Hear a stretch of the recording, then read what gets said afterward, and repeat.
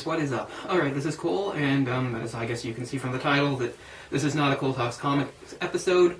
I don't usually stray from that, and I know a lot of people, when they do stuff like this, they'll put it on a separate channel, but truth be told, I can barely really maintain this one, so I figure if I try to do another one, you know, it just wouldn't work out too well. Anyway, this is inspired, this is a video response, something I haven't done in probably a couple of years, I don't think, inspired by my friend on YouTube, pizowell. And I think for another one of his channels, again, because he's a guy that mostly he does his thing is he talks movies, specifically horror. I have a lot of friends in that community on YouTube, some really really great people, some really smart people too, with a lot of experience and interesting things to say. But anyway, he I guess on his other channel he just sort of talks about, you know, this and that, just sort of miscellaneous stuff. And for one of his latest videos for that, he decided to talk about his own personal history as a gamer, and as someone who really thinks of themselves as a gamer too, it inspired me to maybe talk a little about my own. Now, I think I'll probably be longer than his. I think I'm probably going to do this in two parts, so this will be part one. I'm also, unlike some of my other videos, episodes, probably going to, mostly it's just going to come off the top of my head, so hopefully I won't have any, you know, terrible moments and lapses where I forget what to say, or, or you know, I'm searching for something. So anyway, we'll just start.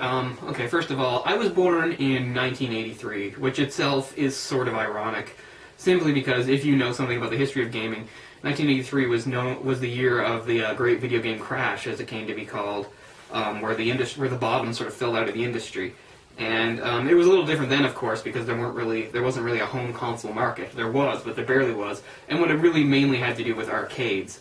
What's funny is only a few days ago, I was with my friend Ryan, and another person on YouTube actually, and we watched the two Tron movies. And in the first Tron movie, which is 1982, just a year, you know, before the crash, there's a scene early on where Jeff Bridges' character is at his own arcade, and you can see that the place is absolutely jumping and is full of people, and you know, it's like a hot spot. And that actually wasn't done just for the movie. That was actually a very accurate portrayal of sort of what an arcade in North America was like in those days. From about 80, 81, 82, 83, it was sort of a hot spot. Kids were going there all the time, playing all sorts of those games like Pac-Man and Defender and so many others. And it was a really big deal trying to get high scores and things like that. So they really were happening places. And again, only you know, a few months later, the whole thing sort of collapsed on itself. So anyway, so I was born in 83, so I started gaming, probably my earliest memories, maybe 88, 89. What's funny is I define myself very much as a console gamer. Don't really play PC games anymore, although I did early on. And probably my earliest memory of playing an actual video game was on the computer.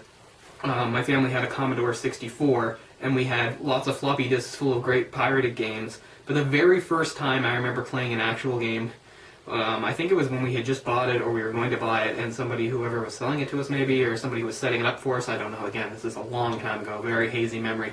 Well, anyway, it was showing us a game that I still remember called Warp Rangers, which was simply sort of a shooter where you fly a spaceship around and you shoot, I guess, other ships or asteroids or something like that. So that's the very first. The Commodore 64, again, if you know stuff about video games, was really a great gaming system. It was almost built for that kind of stuff. And like I said, we had so many games, and, you know, most of them, you know, they were very simple affairs, and I can't think of the names for most of them. They just had names like, there was a bowling game where the ball would go, like, up and down, and then you would hit the space bar at the time when it was in the middle to go hit the balls, which were just, yeah, everything was just sort of circles, you know. We're talking black and white, simple shapes. There was games, there was a Summer Olympic Games where you do things like the pole vault. There was a game where you were in a submarine, again, just a flat, you know, screen where, like, here's the line for the water, you're down here moving back and forth, ships go up above, and you try to shoot torpedoes up the ships. So many other games like that, and I played a lot of those. And of course, so being the age I was, my first experience really with the home console market was the what's known as the third generation of home consoles. Now, the first generation was very sparse and simple. It was basically the late 70s, and it basically all comes down to Pong. The Magnavox Odyssey, I think, was the first real true home console system. It's something I didn't learn about probably until I was quite a bit older. After that was sort of the first again, this is the second generation, which was the early 8-bit consoles. Those would be the early Atari systems, the 2600, the 5200, ColecoVision, Intellivision. There's others that I'm sure I'm forgetting.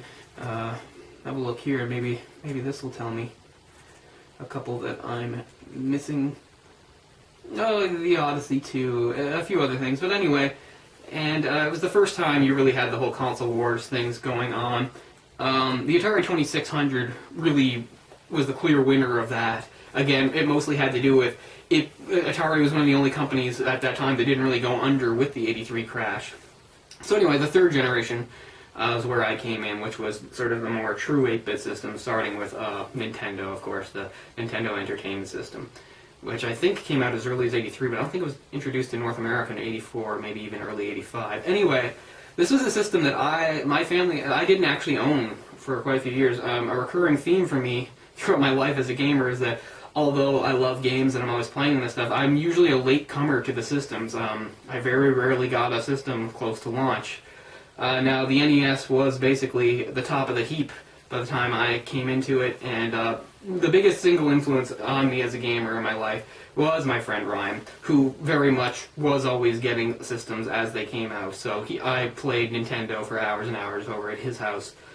We had an older friend who kind of terrorized us sometimes. We were afraid of, but when he was nice and when he was good to us, he showed off his absolute mastery of playing the Nintendo. He was like, you remember those games? They were hard, and we used to just sit and watch him. And I know some people find watching other people play is boring, and I just sort of grew up getting sort of used to it and just sort of appreciating it.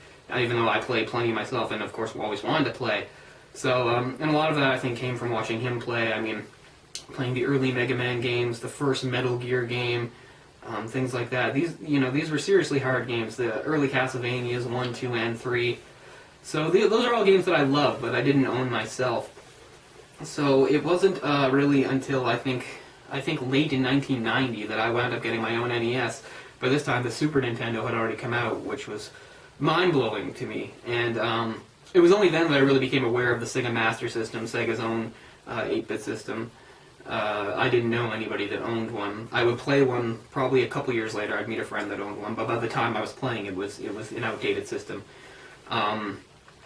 Probably again, if you wanted to talk about a winner of that generation, Nintendo by a wide margin, probably. Although the Sega Master System apparently did well in other markets, but small markets. For some reason, I think it did very well in Brazil, parts of Europe. It had big loyal fan bases, and it was really the beginning of people picking a side. I guess I picked a side, that was Nintendo, but I wasn't really anti-Sega. And more we'll see as we go forward that really did become a serious thing. I never quite understood it. So when I had my own Nintendo, one of my fondest memories, and it's even a few years ago I can remember playing, is that I owned one of the many famous copies of the infamous 31 and 31. Now I know there was also a 64 and 64, but I think 31 and 31 was the more known one. There are more copies of, the weird... Anyway, remember, it would look much different than a normal Nintendo cartridge. It was actually in two parts, and the smaller part you put on the bottom was basically the converter that allowed a North American NES to play it. Because the other cartridge, I guess, was a Famicom. That would be, what Nintendo was over there, the Famicom, which Famicom actually was, even though it's Japanese, it was sort of an English name, because it meant sort of family computer. Anyway, right, so 31 and 31, 31 and 1, I played endlessly for hours, so many of the games on that. And it was also that time that I was starting to tie together things, that and shows that I watched, to really understand that the country of Japan had a lot to do with things in my life, and things I liked, and that continues now. I've been and I mean, it really blew up, and not to skip, but I'm in the later 90s when anime became sort of big over here, and stuff like that, there was sort of a boom. And I really latched onto it. But even before that, I started to realize that I loved Japan, that they were producing things that mattered, and that I really cared about. One, of course, was all these Nintendo games and this great system. Sega, of course, was also Japanese. And the other was some of the shows I watched. Like, I watched Astro Boy, I watched Voltron, and I watched... It wasn't nearly as popular, but a show called Saber Riders. These were all animes, and at the time, I was starting to piece it together by looking at the credits and all the Japanese names, and these games are clearly Japanese, so So that was really significant and important for me. I'm 31 and 1, which I'm trying to think of the games I played the most. I just sort of went through phases. I'd say of the whole 31, there were only 4 or 5 that I really didn't spend significant time on. I really moved from game to game and really gave them a try. A lot of them are single screen experiences. Balloon Fight was a game I loved. I adored the music to that. What's funny is, again, Ryan was one of the first people around here to get Nintendo's newest system, the Wii U, and one of the games that you can play on it in like sort of this area that's full of like built-in games and stuff like that is an updated new version of Balloon Fight, and and I really enjoy playing it. It's a much different experience because you're playing with a touchpad. You just basically move your fingers along the touch screen, but it's a lot of fun, and it reminded me of playing that. I don't want to spend too much time just on 31-1, but Mappy. Again, here we go. I'm going to blank, but so many games on that meant a lot to me, and I really would just pour hours into playing, trying to get better and better at them. And again, if you want to talk about sort of a Japanese influence, there was a Macross game on that, and that was my first exposure to Macross. Anyway, also for the system, the NES, I'm just thinking of games I owned. The Mega Man games became important. I came in at Mega Man 2. Actually, I don't think I played Mega Man 1 until, Mega Man 4 or 5 was out. Mega Man 2 is often seen as one of the most important sequels of any video game franchise, in that it was sort of kind of like what Terminator 2 was to Terminator 1, in that it took everything that was good about the first one, but then made it even bigger and better. For one thing, Mega Man, the very first one, had a point system, because back then points still sort of mattered. If you're talking about games in the 80s, it was all about points, even though points are kind of pointless in a game like Mario, even though they still had them. And in Mega Man, there wasn't really a point. So the point system was dropped for Part 2. Another of the biggest things was Mega Man, the original, only has 6 bosses. All of the games after that would have 8. But anyways, Mega Man 2 and also has wonderful music, some of the best, possibly the best 8-bit soundtrack you can find. If there's another one, please let me know. A game that I really missed out on back then was Zelda, although I was aware of it. Besides Ryan, the other people I knew that had a Nintendo, this is before I had mine, was this family, the sort of friends of my family. They had a boy my sister's age and a girl my age, and we used to go over the house and play, and they had a Nintendo, and they used to play Zelda a lot. And I don't really remember watching them play, but I just remember when I talked to the girl when we played games and stuff like that, she would bring up Link and tell me about it that way. And it wasn't until a couple years later that I would really play it. I never really had as a young kid, much experience playing the Legend of Zelda games. I was, probably 12 or 13 before I really started to seriously play them. So at this point, I'm 9, 10, or 8 or 9 or whatever. It's the early 90s. The Super Nintendo's out. I still don't have one. But I'm playing it a lot with my friend Ryan. I think the other turning point for me was when I became more, again, if you want to say hardcore or whatever, going from a casual gamer into a serious one. A watershed moment for me was playing Super Mario Bros. 3, which is one of the best, if not the best, still platform game of all time. I played the first 2 Marios, especially the first one, poured hours into it, beaten it, gone on the second quest, the third quest, all that fun stuff. Even back then, my mother would play with us. My dad never ever touched the thing, could never do it. But my mom, she played that sort of stuff with us, and she wasn't bad. But anyway, Super Mario Bros. 3 came out, and I was one of the first people around to get it. I actually had it before Ryan, because I don't know if there was a delay in Canada getting it. It's hard to remember now. But all I know is that my father had gone on a trip to Boston for something for business, and he bought that game for my sister and I and brought it back to us, and I just fell in love with it. And I think from then on, gaming became very serious to me. Also at the same time, again, the early 90s, we have another computer now, and again, more pirated games. Of course, these are, certainly a higher quality than the Commodore 64 games. I remember playing games like Lode Runner. A game that meant a lot to me was the game Lost Vikings. I loved that game. That was so much fun. A couple years later, Doom and Doom 2 would come out, and I'd play those. So I was still very much a PC gamer, although I think I preferred consoles. Okay, so I think it really kicked into gear when I finally got my Super Nintendo, which wasn't until, I think, almost 1994. I think I got it for my 11th birthday, yeah. So the Super Nintendo was actually, well into. So Sorry. So we're into sort of a golden age, that at least as far as people my age look at it. We're at the 4th generation now, the real 16-bit systems, the Super Nintendo, the Sega Genesis, when it actually come out well before the Super Nintendo, but, graphically still matched up to it pretty well, I think. I had a friend also who lived on the same street as Ryan and I, and he owned the Genesis, and that's how I played that. I very much preferred the Super Nintendo and its library. I wasn't really aware of the TurboGrafx 16 by NEC, and the Philips CDI. Again, these were things that I would sort of read about a couple years later when I started reading video game magazines. Ryan had a subscription to Nintendo Power, but I think he used to, randomly buy other ones. And again, a huge moment in my life was he happened to own, this would be December '94, issue 65 of EGM, Electronic Gaming Monthly. Their biggest issue of all time. It was over 400 pages thick.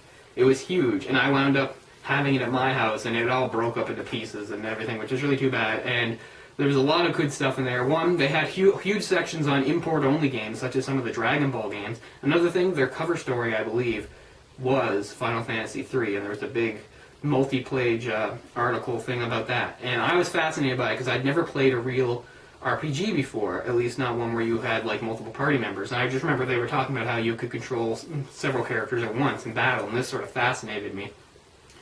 And I think that's what led me to renting it. So again, another thing that was going on was Ryan and I were constantly going down to our video store and renting different games and playing them, and hanging out with each other and having sleepovers with other friends and playing them. I mean, it was just a great time to be a kid and to be into games. I didn't rent movies nearly as much as I rented games. Ryan would rent a lot of movies, but if I was going, 90% of the time it was to get a game. And if I was getting a movie, I'd probably get a game at the same time. So I played lots of games that way. So the Super Nintendo, I still think, might have the best library of any console I've ever played or owned. And again, it opened up the door to Final Fantasy for me. I played 2 after 3, and then eventually found out, that 3 was really 6, and 2 was really 4. I remember playing Mystic Quest for a while, thinking that was Final Fantasy 1, how wrong I was. But again, it was amazing. Everything was just sort of being knocked out of the park at the time. But some of these games, especially games by Square, Chrono Trigger, which I should have been smart and bought, and of course I didn't. Earthbound. So these were games. RPGs really meant a lot to me. And besides that, I liked action-y games like a Mega Man. And but I still wasn't as savvy or smart as I'd like to say I was, because again, there were certain games that I simply wasted my time and money on. Like, while I should have been trying to buy a game like Earthbound, I remember in '95, to coincide with the movie, the Batman Forever game came out, and I was really adamant to my parents that I wanted that game. It was expensive, it was over $60 and stuff, and I mean, it's an okay game for what it is, but it certainly doesn't capture the Batman experience. It's just a side-scrolling beat-em-up. It had nice graphics for the Super Nintendo, but crappy music, and again, not very great gameplay. But there were a lot of side-scrolling beat-em-up games that I played, and I kind of knew they weren't that good, but I played them anyway. Around this time, I was also starting to really get into fighting games, and I liked the idea of the arcade scene. It's an interesting time, the early to mid-'90s, because that's also when what some people refer to as the 4.5 generation came out, sort of the false start on the 32-bit systems. Again, these are systems a lot of people weren't really aware of at the time. I wasn't, although I think I was, actually, by reading stuff, but I didn't see them in stores anywhere. The Panasonic 3DO, which, if you remember Trip Hawkins, was supposed to, revolutionize gaming, and the Atari's last stab, which was the Atari Jaguar, which claimed to be the first true 64-bit system. We all know how that turned out. The Amiga CD32. Does anybody know anyone that had that thing? And stuff like that. And Nintendo's only real failure at the hardware level, the Virtual Boy, which, is sort of Nintendo's one of their dirty little secrets now. I actually had time spent with a Virtual Boy. I had a different friend who actually bought one for whatever reason. And, I feel the same way about it as anybody else. It could give you headaches. It was uncomfortable. The games were not cool. Its limited color set was stupid. There's just really nothing good to say about the Virtual Boy, except that now it makes a great collector's item. And that's sort of how I have a fascination with the 4.5 generation anyway. I've always, for years, told people I would love to have a 3DO. I've played a little bit of 3DO. It had some really good games. It had a lot going for it, but it also had the worst price ever. I think it has a $699 price tag at launch, which a lot of people say that's what the PS4 is headed now. I hope to God that's not the case. But anyway, so yeah, again, the mid '90s to late '90s was really interesting for me because it was getting really serious. I was moving away from the PC games, even though this is when the PC games were really starting to get good, according to a lot of people. And this kind of stuff became more important to me. I was still playing my old NES, even though I had a Super Nintendo anyway. So now the real 32-bit, the real fourth generation's on the horizon, the Sega Saturn and the PlayStation.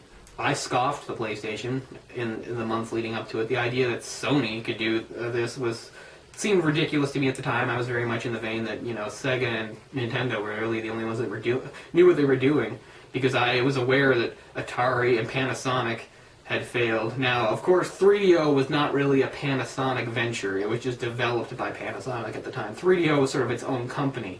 And that's why there were actually different versions of the 3DO, like the Gold Star Edition. But I didn't know that at the time, right? I just thought, Panasonic, they make TVs. They can't make games or systems.